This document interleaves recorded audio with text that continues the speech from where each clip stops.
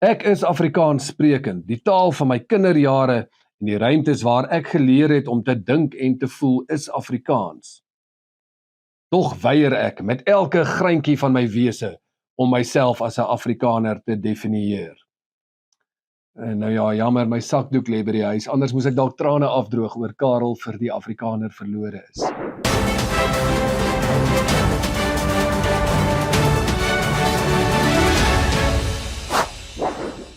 Om in Suid-Afrika staatsdienste sonder staatsinkomste te lewer, is seker een van die moeilikste, maar tog mees bevrydende dinge wat jy kan doen. Reg oor hierdie land van ons is gemeenskappe daarmee besig, as deel van 'n soort grootwordproses waarmee die boeie van die staat stelselmatig afkom. Hierdie is mense met insig en met vertroue, en kan ek dit maar sê, grootendeels ook solidaritetslede. Nie uit hoogmoed nie, juis uit die blote eenvoud daarvan. Eenvoudige patrone wat 'n mens oor jare heen moes kon raak sien om probleme op die horison te kan bloot lê. En daar is nie net daaroor gewaarsku nie, maar vooruit beplan en voorberand daarteen gemaak. Ja, hierdie mense is soms beledig en gebrandmerk, en die spotters was gereeld die wat hulself as die gematigde middelgrond voorgehou het, veral in die hoofstroom media. Onthou julle nog die hoofstroom media? Kinders, vandag tref ons nog die artefakte daarvan aan waar dit plek nog so skop. Daar sien ons nog die fossiele wat selfdoenstrategie verwerp, as 'n soort terughinkery en laartrekkery. 'n Parallelle staat, skreeu Pieter de Tooy mos daai een keer in Huffington Post, nog 'n nuusblad wat nie meer bestaan nie. Maar algaande het gewone mense nie meer lus gehad om al ewig van wit skuld te lees of te hoor, of om deur hierdie elites gedefinieer te word nie. Die afgunstiges of kwaadwilliges, wat daarop uit is om foute ten alle koste te gaan soek. Die slegpraters en soms ook die selfhaters. Nee, die resultate is uit. Mense kan en wil weer glo in wie en wat hulle is. Wil self met trots Afrikaners noem. Weer in groot getalle geloftedag vier.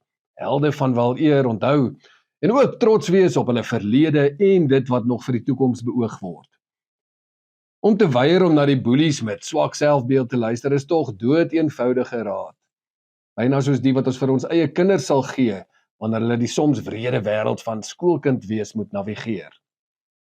Maar soms moet ons self as volwassenes ook daaraan herinner word.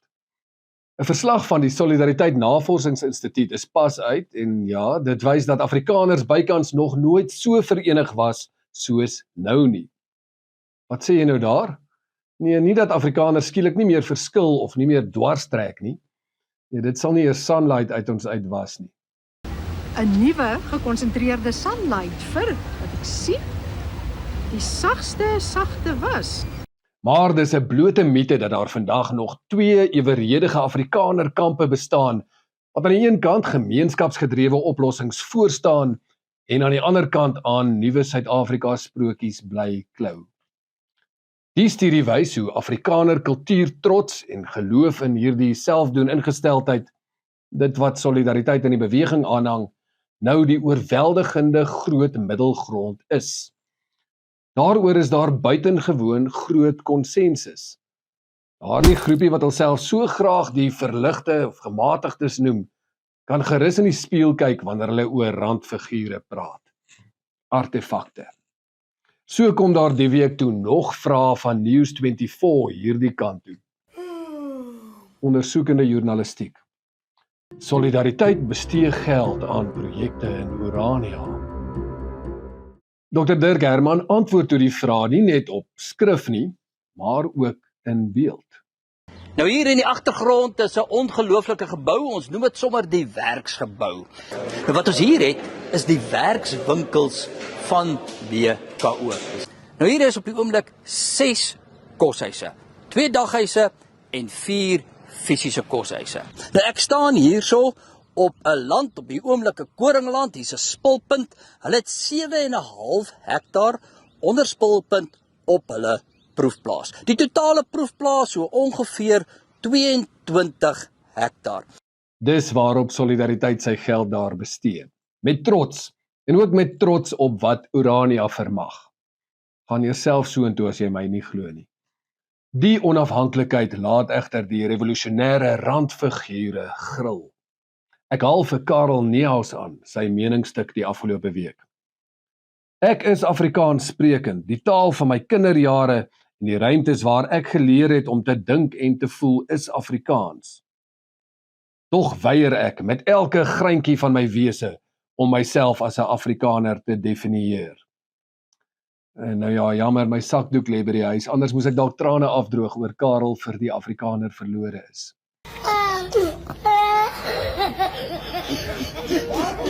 Ons het gehoor hoe kla Naledi Pandor, julle trek laer, julle isoleer en julle segregeer.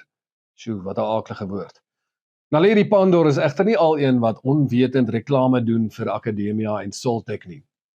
Dit gebeur ook wanneer ons hoor hoe geboue brand in protes daar by die Kaapse Skiereiland Universiteit.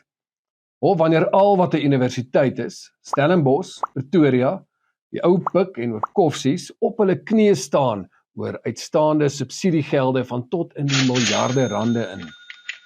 Hulle is eintlik almal gijslaars van 'n politieke bestel. Dit terwyl ander op eie stoom en uit noodsaak bou aan iets beter, wetend dat opleidingsinstellings nie net vir oordrag van kennis nie, maar ook vir kultuuroordrag bestaan. Nou dat daardie visie 'n werklikheid word, is daardie vreugde 'n bron van frustrasie vir die politieke en die media elites. Onthou dit wanneer hulle vir ons probeer preek. AfriForum says, oh, we will emigrate to America. Ek kan nie wag vir daai dag. I don't know about you, because if they leave, then we can just simply go and occupy those homes which is ours. Ja nee, daai gaan nie gebeur nie, eerwaarde Ellen Boesak. Soos jy dalk al teen hierdie tyd gehoor het, beplan ons 'n vry en veilige toekoms hier op die vasteland waar ons hoort en wat ons liefhet, waar ons gelowige Afrikaners kan en wil wees, waar ons ook voorspoedig gaan bou vir nog geslagte en geslagte soos ons wat nog kom. En ons gaan ook nie toestemming vra om dit te mag doen nie. Ons het immers al lankal begin.